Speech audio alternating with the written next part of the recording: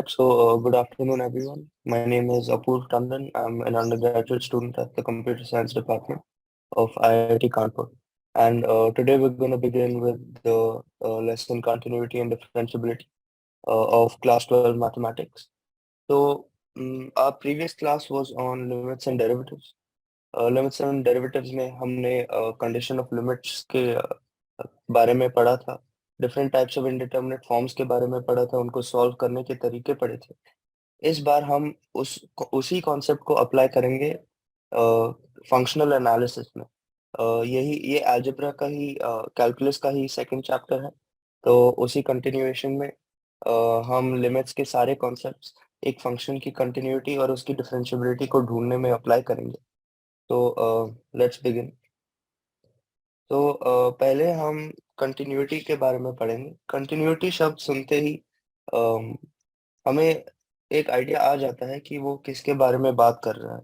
Continuity in its literal sense का मतलब कितनी स्मूथली आप एक ग्राफ को ड्रॉ कर सकते हैं। मतलब किसी ग्राफ को, अगर किसी फंक्शन के ग्राफ को आप ड्रॉ करना चाहें तो बिना अपना पेन लिफ्ट किए आप कहाँ तक उस ग्राफ को ड्रॉ कर सकते हो, that is determined bye it's continuity. Just intuitively एक रफ सेंस में continuity is the extent to which you can draw the graph of the function without lifting the pen off the paper. So continuity एक sense में it is drawing the graph of a function without lifting the pen or whatever you're using to draw the graph. So if you are able to draw the graph of a function at a particular point, किसी point पर आप उस function का graph draw कर पा रहे हो without lifting the pen, बिना पेन उठाए, तो वहां पे हम कहते हैं कि उस फंक्शन का ग्राफ उस पॉइंट पे कंटिन्यूअस है। तो कंटिन्यूटी एक सेंस में ऐसे डिफाइन किया जा सकता है। एक और सेंस में अगर हम किसी ग्राफ को विदाउट लिफ्टिंग द पेन बना पा रहे हैं तो उसे ऐसे भी कहा जा सकता है कि इट हैज नो गैप्स और ब्रेक्स। फॉर एग्जाम्पल, अगर किसी फंक्शन का ग्राफ ऐसा हो, किसी पॉइंट ए तक ऐसे डिफाइंड हो और ए के बाद हर पॉइंट पर ऐसे डिफाइंड हो, तो इस गैप की वजह से इस फंक्शन की कंटिन्यूटी खत्म हो जाती है। So in one sense continuity means that the graph of a function has no gaps और ब्रेक्स। इस इंट्यूशन को हम एक एग्जांपल में अप्लाई करने की कोशिश करते हैं। मान लीजिए आपको फंक्शन दिया गया है ग्रेटेस्ट इंटीजर ऑफ एक्स। आपको याद होगा, जब भी स्क्वायर ब्रैकेट किसी क्वेश्चन में दिया जाता है, हमें तब तक ग्रेटेस्ट इंटीजर फंक्शन नहीं लेना है जब तक क्वेश्चन में ये स्पेसिफाई ना किया गया हो square brackets with dot inside them, indicating some argument for the square bracket, represents greatest integer function. तो इस फंक्शन की कंटिन्यूटी को हम अब एनालाइज करेंगे बस हमारी कंटिन्यूटी की इंट्यूशन से। तो इस फंक्शन का ग्राफ पहले ड्रॉ करते हैं। अब हमें पता है कि greatest integer function becomes a piecewise function at every integral point. Her integral point पर वो ब्रेक हो जाता है दो अलग अलग फंक्शंस में। तो 0 से 1 के बीच में greatest integer function assumes the value 0, and as soon as x reaches 1 it assumes the value 1 up until 2, जहां वो फिर से ब्रेक हो जाता है और 2 के बाद 3 तक उसकी वैल्यू 3 होती है एंड सो ऑन, उसकी वैल्यू 2 होती है एंड सो ऑन। तो हमारे इस डेफिनेशन से हम देख सकते हैं कि ग्रेटेस्ट इंटीजर फंक्शन के ग्राफ में हमें गैप्स दिख रहे हैं। We are seeing breaks in the graph of greatest integer function. तो इसका मतलब ये है कि हर एक पॉइंट जहां पे ब्रेक दिख रहा है वहां पे ग्रेटेस्ट इंटीजर फंक्शन का ग्राफ कंटिन्यूअस नहीं है। और जब कंटिन्यूअस कोई फंक्शन किसी पॉइंट पर कंटिन्यूअस नहीं होता, we call it discontinuous at that point. तो इस डेफिनेशन से हम कंक्लूड कर पा रहे हैं कि हर इंटीजर पॉइंट पर 1 2 3 and so on, her integer point पर इस फंक्शन के ग्राफ में गैप आ रहा है, इस फंक्शन के ग्राफ में ब्रेक आ रहा है, इसलिए वो कंटिन्यूअस नहीं है। इस डेफिनेशन से are we able to draw the graph of the function without lifting the pen, क्या हम इस पूरे फंक्शन की ग्राफ बना पा रहे हैं बिना पेन को उठाए, पेपर से बिना पेन को उठाए? तो अब देख सकते हैं 0 से 1 के बीच तो हम बना पा रहे हैं ग्राफ को बिना पेन को उठाए, पर 1 पहुंचते ही हमें पेन उठाना पड़ रहा है। देयरफॉर अगर हमें 1 पहुंचते ही पेन उठाना पड़ रहा है, ये इंडिकेशन है कि 1 पे ग्रेटेस्ट इंटीजर फंक्शन डिसकंटिन्यूअस है। तो दोनों डेफिनेशन से हम केवल कंटिन्यूटी की इंट्यूशन से डिड्यूस कर पा रहे हैं कि कहाँ कहाँ एफ ऑफ एक्स डिसकंटिन्यूअस है। अब हम रिगरस मैथमेटिकल डेफिनेशन देखते हैं कंटिन्यूटी। मैथमेटिकल डेफिनेशन में हम लिमिट के कॉन्सेप्ट यूज करेंगे, तो आपको पिछले चैप्टर के सारे कॉन्सेप्ट याद होने चाहिए। When left hand limit LHL, वो आपको याद होगा, limit x tends to a minus f of x is represented by the abbreviation LHL is equal to right hand limit RHL is equal to f of a at x is equal to a। यहाँ दोनों limit की बात x is equal to a पर हो रही है। The function f of x is said to be continuous। यहाँ continuous का शॉर्ट हैंड मैं CTS लिख रहा हूँ at a। तो हमारा मोस्ट इम्पोर्टेंट कंडीशन इस चैप्टर में यही है, यही हमें याद रखना है हर क्वेश्चन को सॉल्व करते हुए। We have to check two equalities or between three terms, the left hand limit at a point, the right hand limit at a point, and the value of the function at a point should all be equal to each other for continuity। अब आपको limit के definition, condition for existence of limit से याद होगा कि पहली equality हमने देखी हुई है। This is precisely the condition for existence of limit at a point. तो the only additional condition in this chapter is the second equality, which is the equality of the limit to the value of the function at a point। Limits में आपको याद होगा, we always consider the delta neighborhood of a except possibly at a। Over here in continuity and differentiability, we must include the point a। Not only should we include the point a, but we must also ensure कि a पर function की value limit के बराबर आ रही है। That is f of x is continuous at x equal to a if and only if, equivalent to double implication, the limit of f of x as x tends to the left neighborhood of a is equal to the limit of f of x as x tends to the right neighborhood of a is equal to f of a। This is an alternate form of the mathematical condition for continuity at a point। तो इस mathematical definition से हमें तीन चीजें मिल रही हैं जो हम लिस्ट कर देते हैं, जो कि हमें किसी भी क्वेश्चन में इन्हीं तीन पॉइंट्स को वेरीफाई करना होगा कंटिन्यूटी वेरीफाई करने के लिए। The limit as x tends to a f of x exists which is given by equality of left hand and right hand limit। अगर वो दोनों इक्वल है तो इसका मतलब यही है कि the limit at that point exists। Secondly f of a exists, function की वैल्यू उस पॉइंट पर होनी चाहिए। There should be some definition of f of x at x is equal to a। And thirdly the two must be equal। इन तीनों points में से एक भी पॉइंट सेटिस्फाई ना हो रहा हो, then we can conclude that the function is not continuous. तो किसी भी क्वेश्चन में हमें इन्हीं तीनों पॉइंट की वेरिफिकेशन करनी होगी। Let's take an example to apply the definition of continuity. तो example f of x is defined as the piecewise function 0 when x is negative and 1 when x is 0 or positive। अब limits के chapter से आपको याद होगा, यहाँ पे left hand और राइट हैंड लिमिट ऑब्वियसली नहीं इक्वेट हो रहे, then limit does not exist. पर कंटिन्यूटी के पहला कंडीशन था कि limit has to exist at the point, तो clearly this is not continuous. अब हम तीनों पॉइंट वेरीफाई कर लेते हैं। पहला point, does the limit exist? It does not at 0। So we can immediately conclude that the function is not continuous at a point, because if a function is continuous, its limit at that point must exist। दूसरा point था कि f of x की value उस point पर जहां हम continuity check कर रहे हैं वहां पर एग्जिस्ट करती है। At x is equal to 0, clearly f of x is defined as 1, so the second point is satisfied। And the third point, that the limit and f of x are equal, but here limit does not exist, so we cannot evaluate the third condition. पहले ही condition से हम conclude कर पा रहे हैं कि this function is not continuous at x is equal to 0. However, अगर हमें किसी और point पर इस function की continuity check करनी होती, for example, x is equal to 1.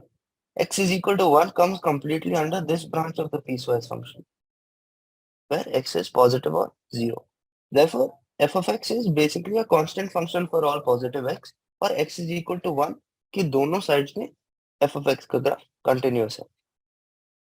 So drawing the graph of f of x was 0 for all negative x and 1 for positive or 0 x.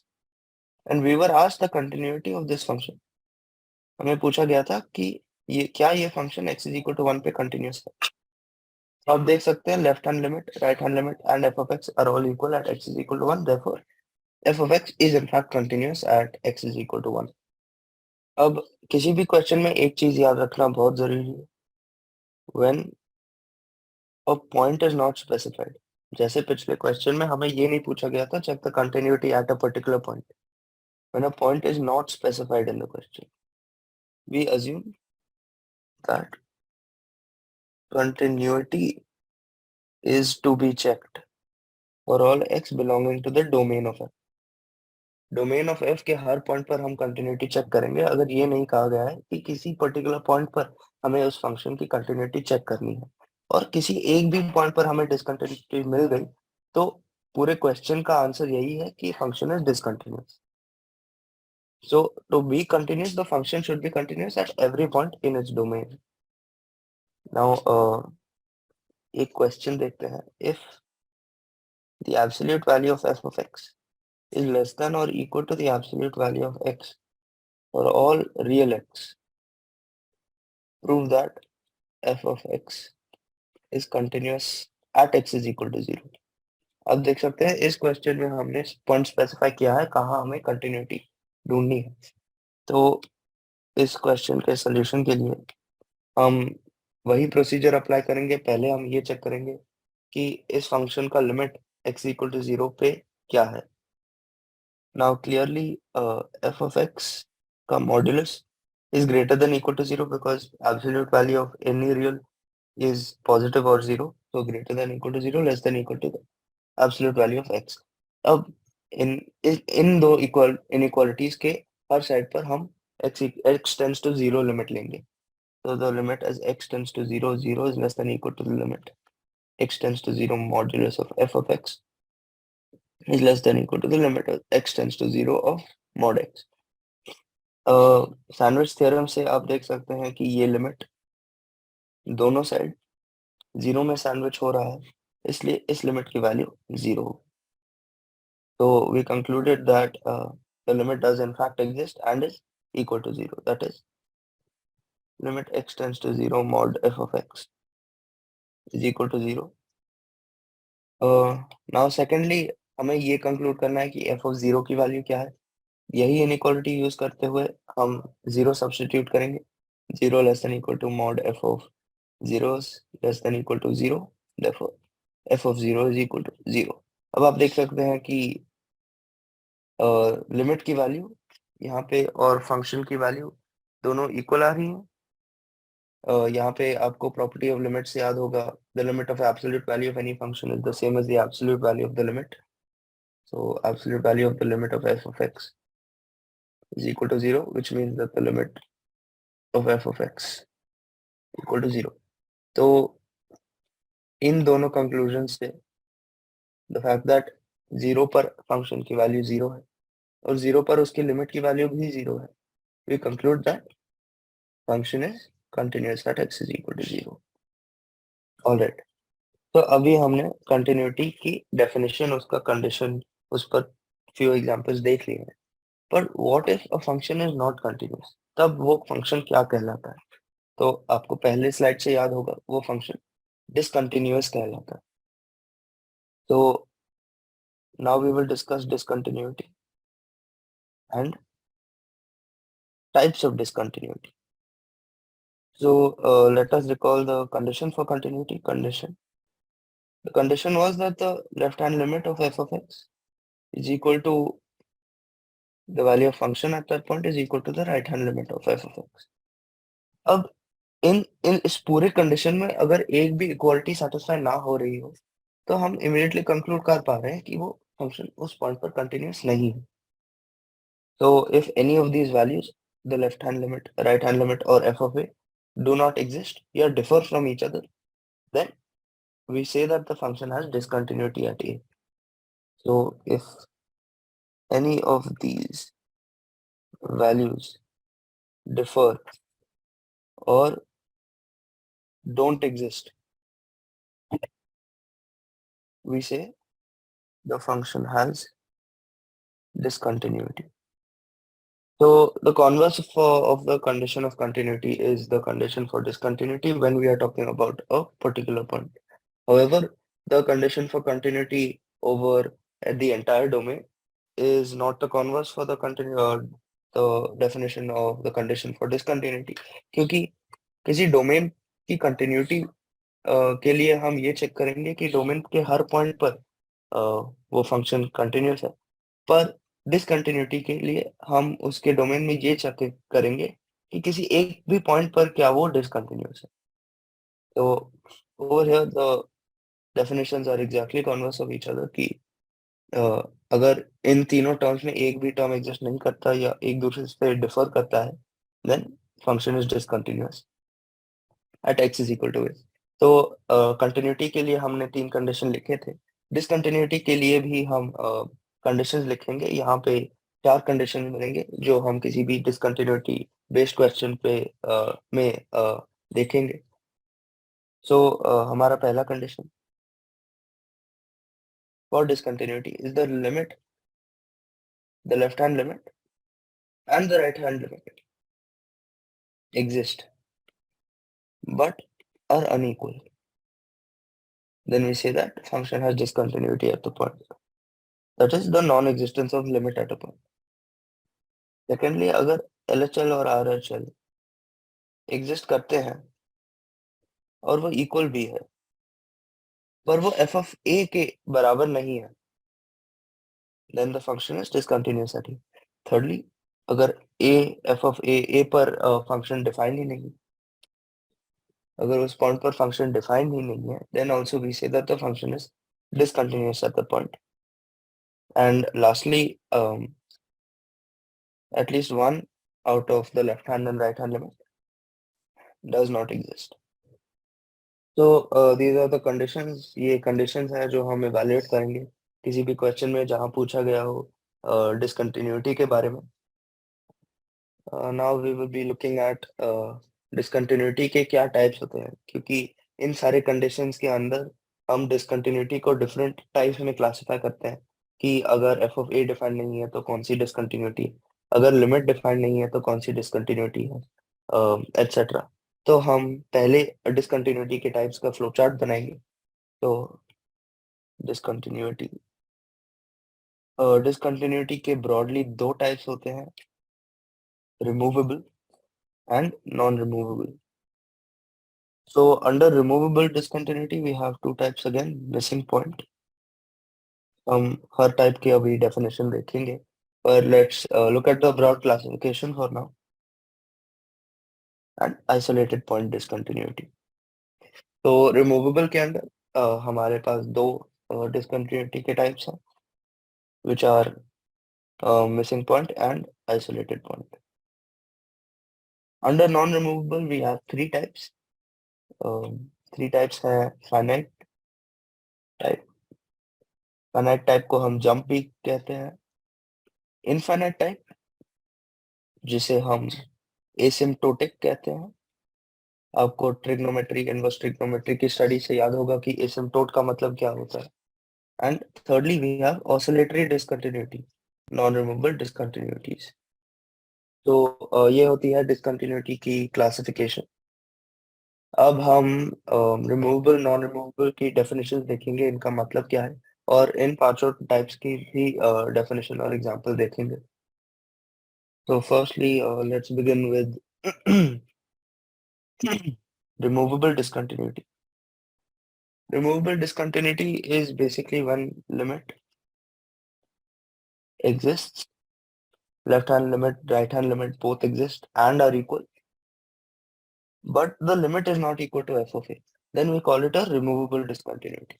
अब आप देखेंगे रिमूवेबल क्यों कहलाते हैं. बेसिकली अगर लिमिट एग्जिस्ट करता है तो ग्राफ में कंटिन्यूटी के लिए हर चीज सेटिस्फाई हो रही है except the value of the function at that point. उसी पॉइंट पर value of the function discontinuity cause कर रहा है.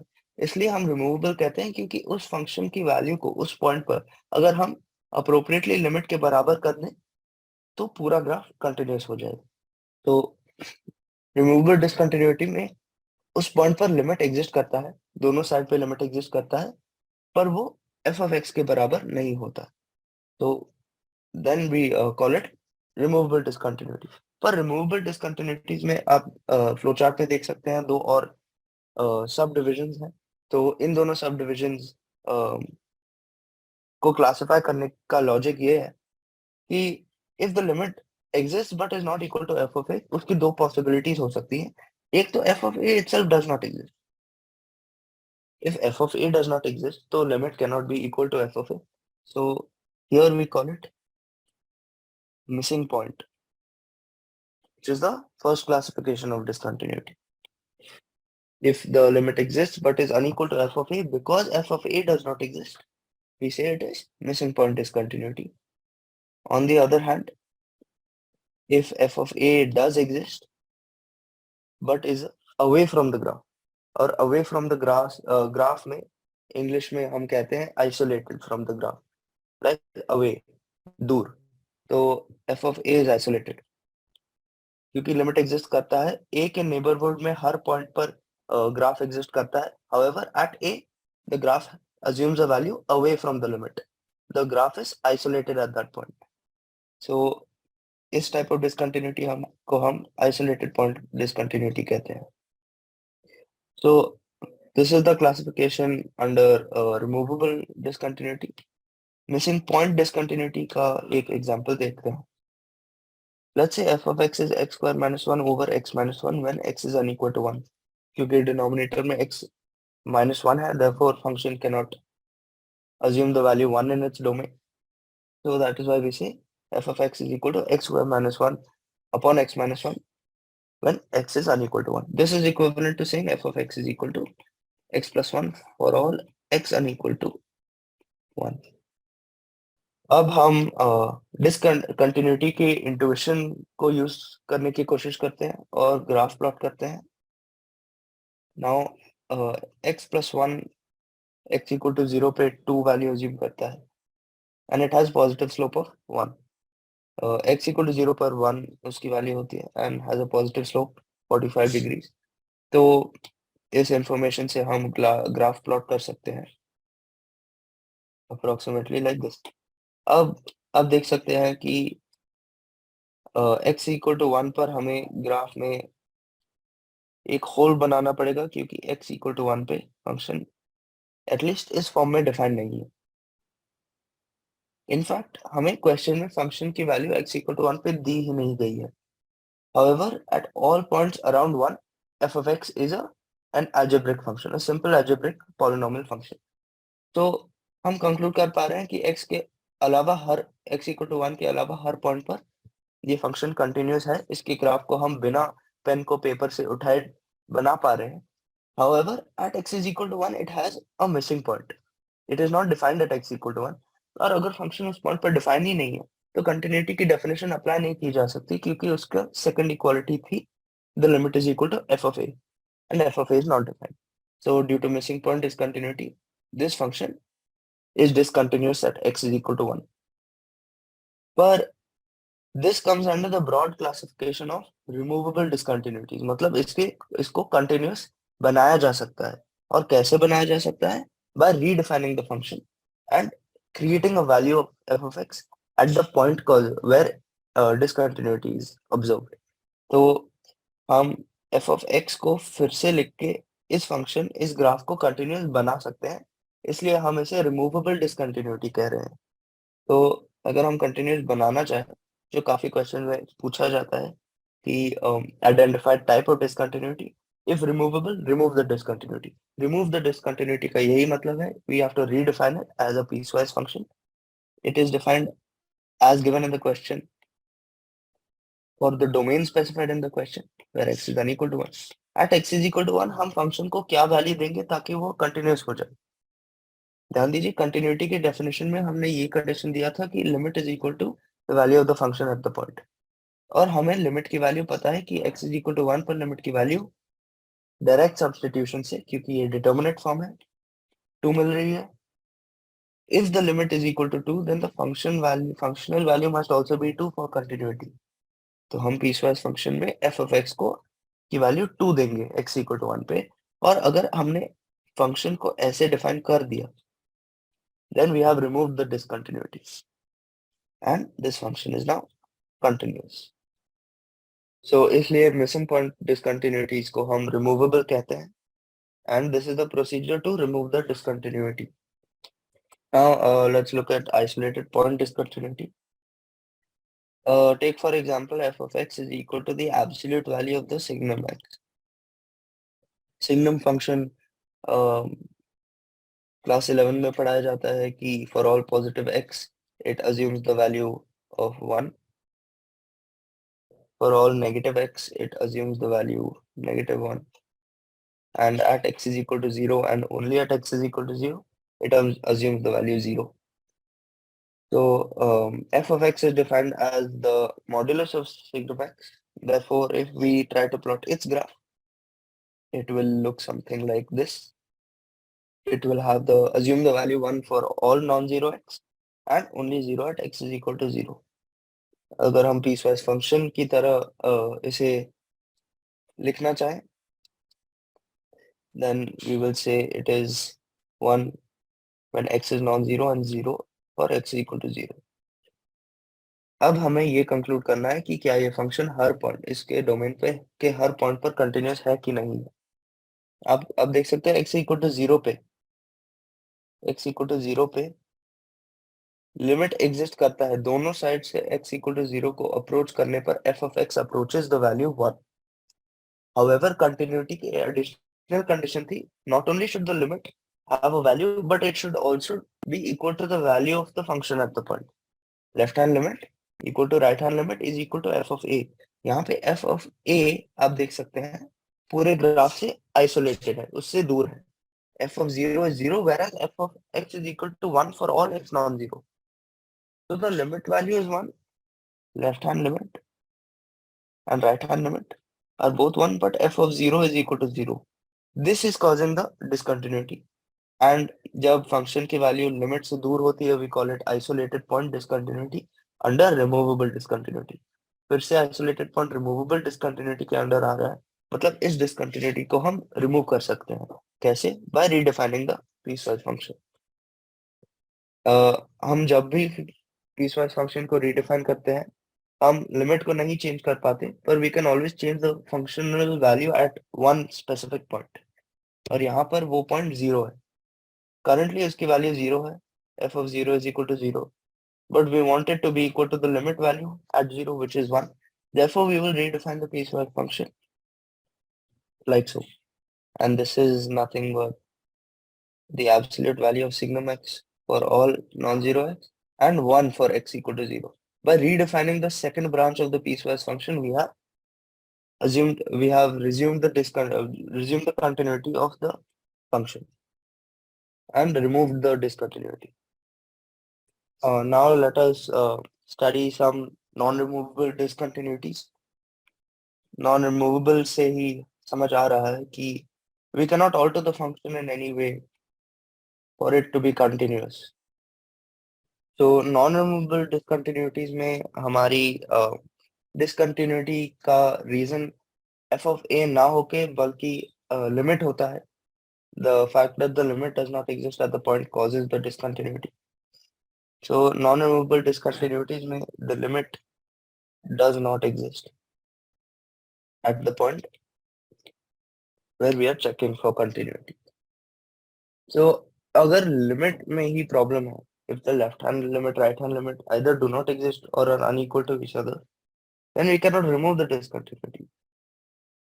So it is not possible to redefine the function. जैसे हम पीसवाइज फंक्शंस के साथ सेकंड ब्रांच को रीडिफाइन कर रहे थे, उसकी वैल्यू चेंज कर रहे थे, here it is not possible to redefine the function so that it becomes continuous at the particular point where there is non-removable discontinuity. Now let us study the specific types of non-removable discontinuity and understand them better. हमारा non-removable discontinuity का पहला type था finite type या jump type discontinuity. Jump discontinuity. Finite type discontinuity में the left hand and the right hand limit exist. दोनों exist करते हैं पर वो एक दूसरे के बराबर नहीं होते, but are unequal. That is, both are finite and exist but are unequal. The absolute value of the difference between the two directional limits, left hand and right hand limit के बीच का difference is some positive non-zero real number. Then it is called a finite type or a jump type discontinuity. It comes under non-removable discontinuity, मतलब limit में ही कोई दिक्कत आ रही है और limit में ये दिक्कत है कि लेफ्ट हैंड और राइट हैंड लिमिट के बीच एक फाइनाइट डिफरेंस है, एक जंप आ रहा है और इसे जंप क्यों कहते हैं ये हम ग्राफ प्लॉट करके देखते हैं. Take for example function defined by 2 minus x when x is less than -1 and x square when x is greater than or equal to -1. इसके ग्राफ को अगर हम प्लॉट करें तो x इक्वल टू -1 पॉइंट के पीछे हर पॉइंट पर इसकी वैल्यू 2 minus x है, which means it looks something like this and approaches -3 as x approaches -1 by direct substitution into 2 minus x and x equal to -1 पर और उसके बाद हर पॉइंट पे इस फंक्शन की वैल्यू x स्क्वायर के बराबर है, तो वी प्लॉट x स्क्वायर. अब हम ये कहना चाह रहे हैं कि x इक्वल टू -1 में क्लियरली हमें पेन उठा के ग्राफ ड्रॉप करना पड़ रहा है और हमें दिख रहा है कि लेफ्ट हैंड साइड से x इक्वल टू -1 अप्रोच करने पे लेफ्ट हैंड साइड से अगर हम x -1 के पास आते जाएं और राइट हैंड साइड से अगर x -1 के पास आते जाएं तो फंक्शनल वैल्यूज दो अलग अलग वैल्यूज के पास आ रही है, which means the left hand limit and the right hand limit are unequal and the difference between them, left hand limit आप देख सकते हैं is -3 by direct substitution. The right hand limit is 1, +3, and right hand limit is 1, and the difference between them is the finite number 2, which is a positive non-zero real. Therefore हम कह सकते हैं कि this function, this piecewise function has jump discontinuity or the finite type discontinuity. और jump discontinuity के अंदर ये जो लेफ्ट हैंड लिमिट और राइट हैंड लिमिट के डिफरेंस का वैल्यू है, this is said to be this absolute value, जिसे हम हाईलाइट कर देते हैं, this absolute value, this is known as the jump of discontinuity. So इस फंक्शन के ग्राफ को प्लॉट करने पर हम ये कंक्लूड कर पा रहे हैं कि limit does not exist. If the limit has some issue, then we say that it is a non-removable discontinuity, क्योंकि हम redefine नहीं कर पा रहे उसे continuous बनाने के लिए. And the issue with the limit is that the left hand limit and right hand limit have some finite difference between them. हम ग्राफ प्लॉट करते करते एक जंप ऑब्जर्व कर रहे हैं from the left hand to the right hand limit or from the right hand to the left hand limit. So we conclude that this function has the non-removable finite type या jump type discontinuity. And उस finite difference का नाम है the jump of the discontinuity. The second type of removable discontinuity, non-removable discontinuity, is the infinite type. Infinite type का synonymous form था asymptotic, asymptotic discontinuity. तो इस type के discontinuity, non-removable discontinuity का condition ये होता है कि at least one of the two limits, at least one of the directional limits tends to infinity or negative infinity. जहाँ की पहले टाइप में, पहले नॉन रिमूवेबल डिसकंटिन्यूटी में जो फाइनाइट टाइप था उसमें कंडीशन था कि बोथ लिमिट्स एग्जिस्ट, मतलब neither of them tend to infinity. but are unequal. यहाँ पे at least one of the two limits must tend to infinity. And when a number tends to infinity, we don't say that it exists. So the condition for infinite type discontinuity is at least one of the two limits is plus or minus infinity. One of them, the left hand or the right hand limit, tends to infinity or negative infinity. Then we say that this function has the asymptotic or the infinite type discontinuity. For example, if we look at the graph of f of x is equal to the reciprocal of x, f of x is 1 over x. अगर इस graph को हम plot करने की कोशिश करें, x greater than 1 पर आपको पता है ये रेक्टेंगुलर हाइपरबोला ऐसा दिखता है, and x for x negative, in fact it is in the third quadrant and looks exactly symmetrical to the rectangular hyperbola in the first quadrant. तो अब आप देख सकते हैं कि left hand limit as x approaches 0, हम 0 पे continuity check कर रहे हैं, as x approaches 0 from the left hand side, it gets arbitrarily small, मतलब tends to negative infinity. Similarly, the right hand limit as x approaches 0 from the right side, from positive real numbers, the value of the function gets arbitrarily large. We say that f of x tends to positive infinity. Now we observe that x equal to 0 पर,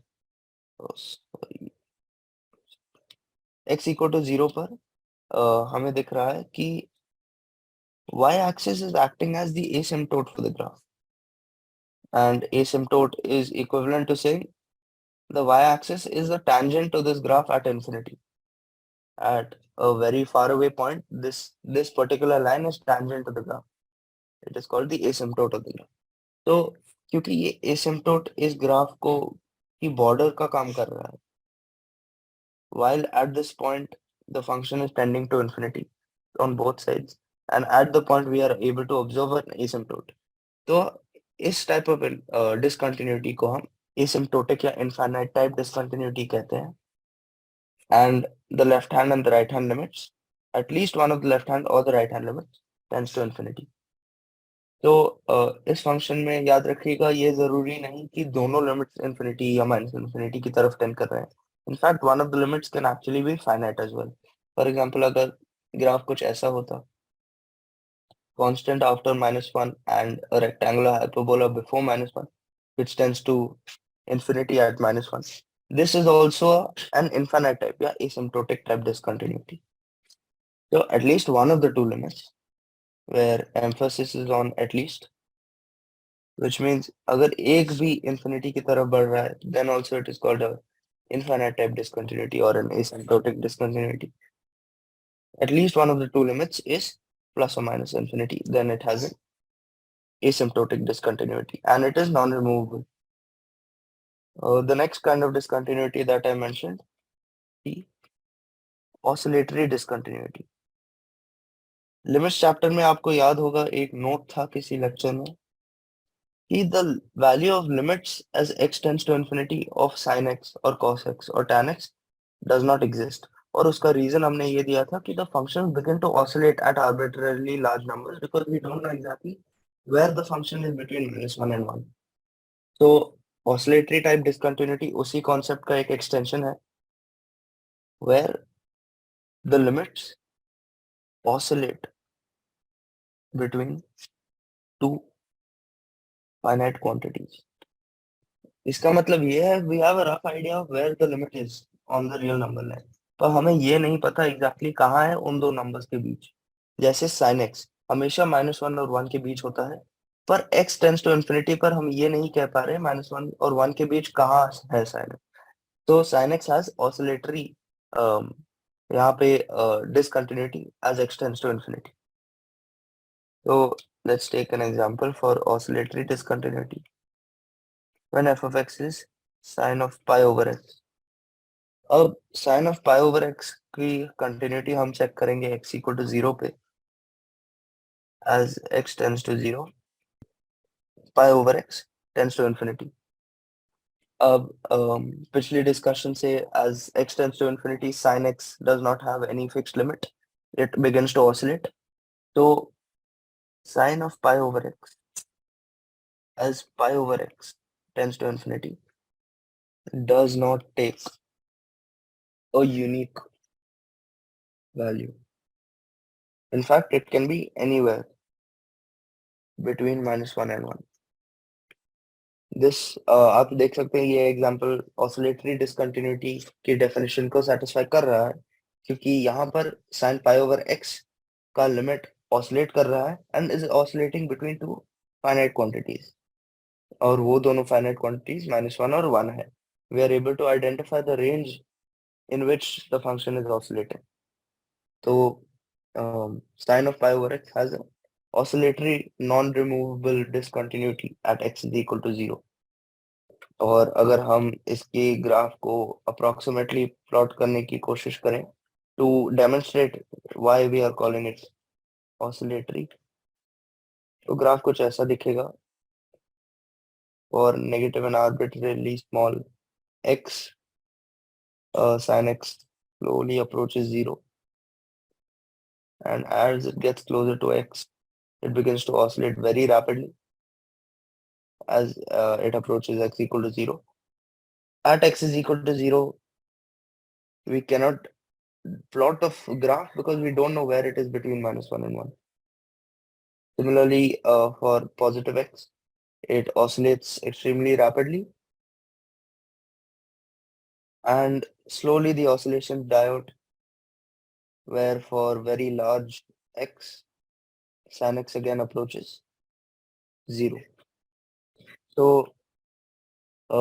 let's have a note here. When we say a function is continuous, where continuous is again shorthand for CTS is shorthand for continuous, we include all points in its domain.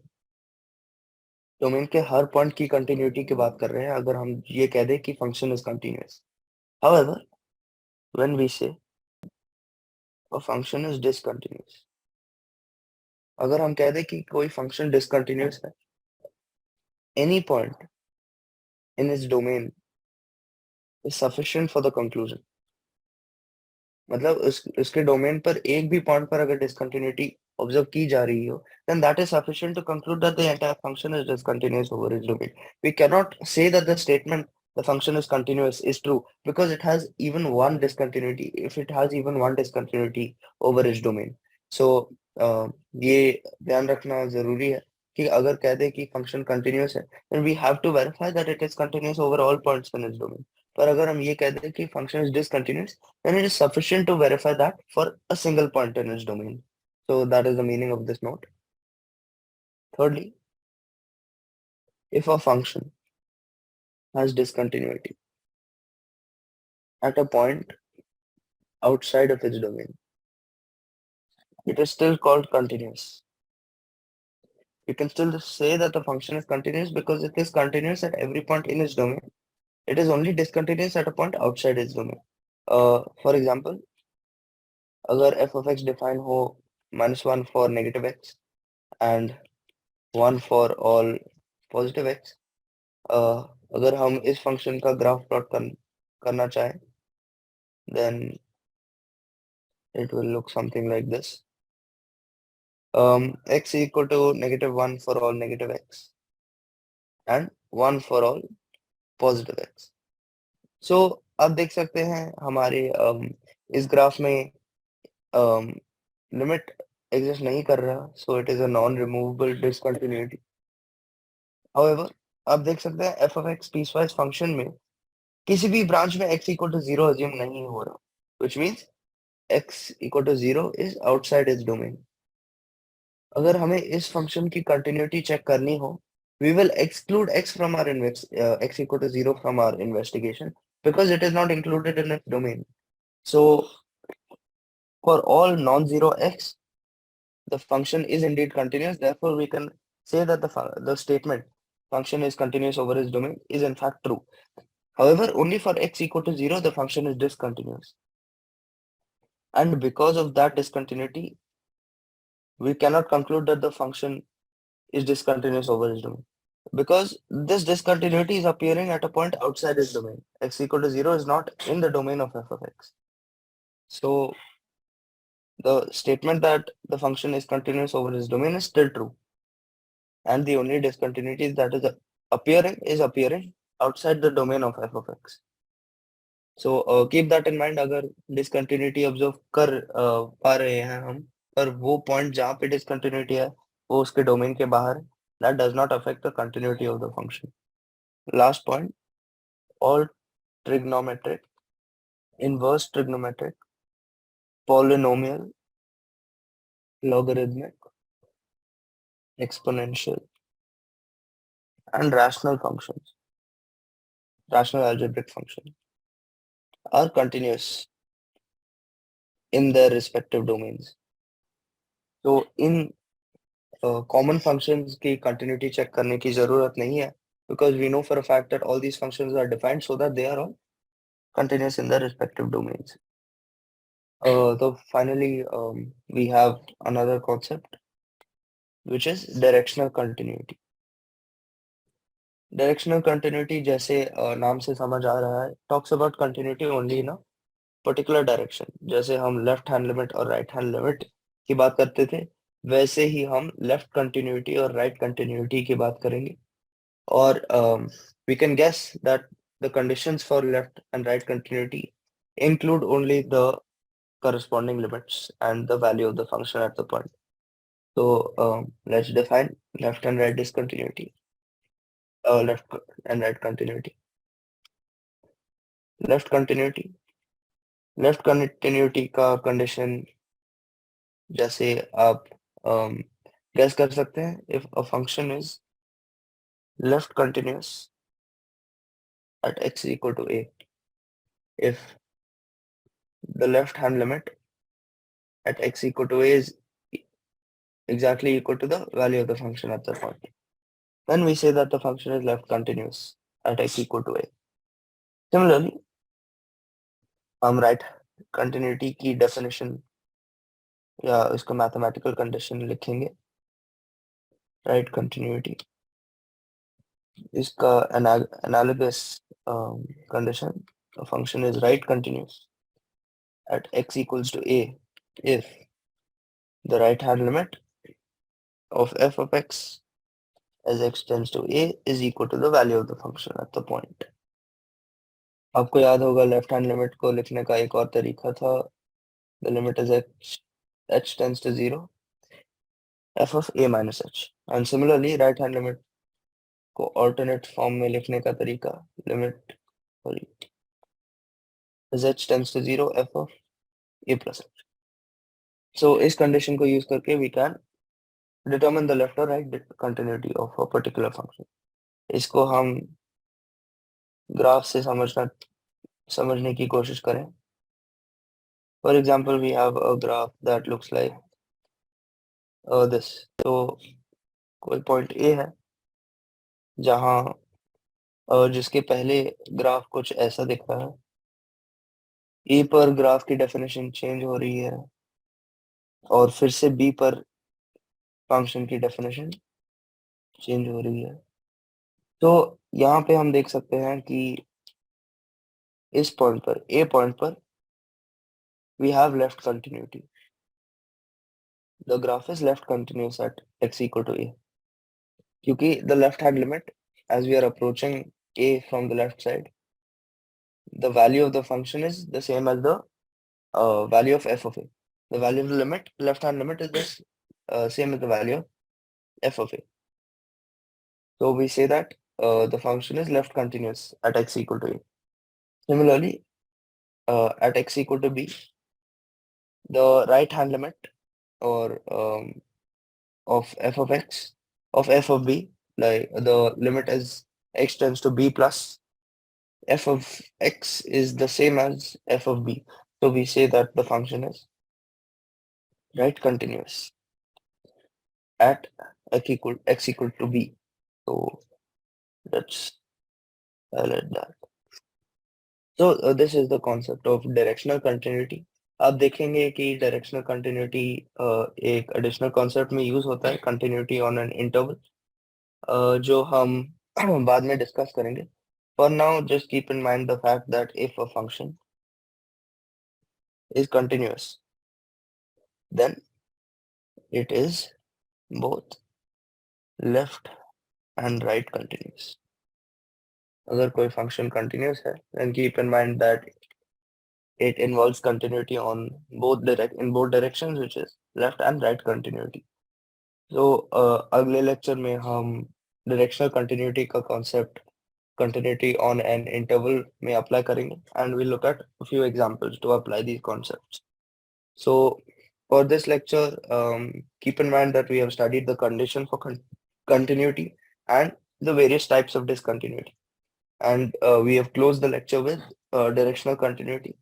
तो इन concepts पर आप problems practice कीजिए NCERT exemplar और text book से, और इन concepts को strong foundation दीजिए ताकि कैलकुलस के अपकमिंग चैप्टर्स में हम ये अप्लाई कर पाए, जैसे लिमिट्स का कॉन्सेप्ट हमने इस चैप्टर में अप्लाई किया था. So that's all for today. Thank you, and do log into the next lecture, lecture 2 of continuity and differentiability.